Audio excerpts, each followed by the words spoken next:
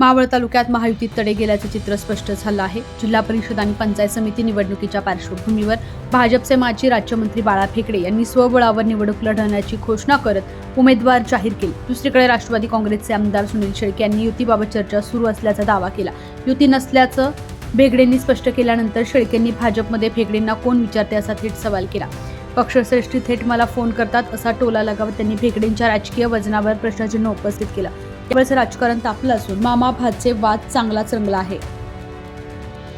बाळा भाऊ भेगडेंना कोण विचारतो भारतीय जनता पक्षात?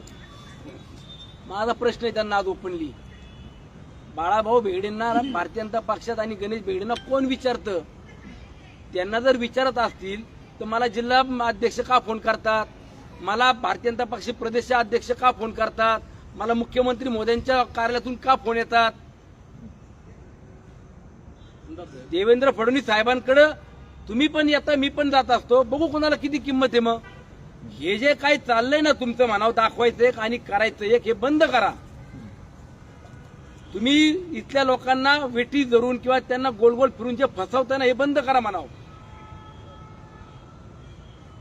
मला जिल्हा अध्यक्षांनी किंवा प्रांत अध्यक्षांनी किंवा मुख्यमंत्री कार्यालयातून फोन करून का सांगताय तुम्ही आज पण की युती करा म्हणून? तुम्ही तिकडचे फोन बंद करा आणि सांगा ना आम्ही इथले होलँडस्टोल आहोत, आम्ही जिल्ह्यामध्ये होलँडस्टोल भाजपच्या आहोत किंवा मावळ तालुक्याचे सर्व अधिकार आम्हाला आहेत, सांगावं। तुम्ही पत्र घ्या आणि जाहीर करा, मी त्यांचा विषय संपून टाकतो। मला एक कळतं की ज्या वेळेला आपण राज्यात युती म्हणून काम करतो किंवा एकत्रितपणे वाटचाल करतोय तर तालुक्यामध्ये तुम्ही का अशा आग लावायचे धंदे खाल्लेत? तुमचं काय जळत नाही, तुमचं काही जात नाही ना।